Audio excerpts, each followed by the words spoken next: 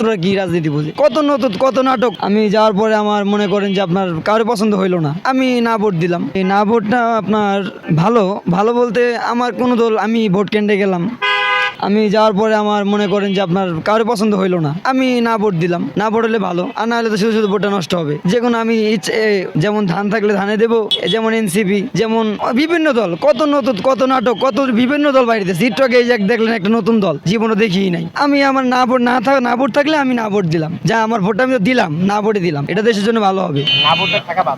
অবশ্যই ভালো, না ভোটে থাকা অবশ্যই ভালো। কেননা কতগুলো যেসব দল আমি দেখি নাই, যে এনসিপি নতুন দল আছে, ছাত্ররা কি রাজনীতি বুঝে, ক্ষমতা আসুক না সেটা তাদের ব্যক্তিগত বিষয়। আমি ভোট কেন্দ্রে গেলাম, আমার ভোট আমি দেবো, যাকে ইচ্ছা তাকে দেবো।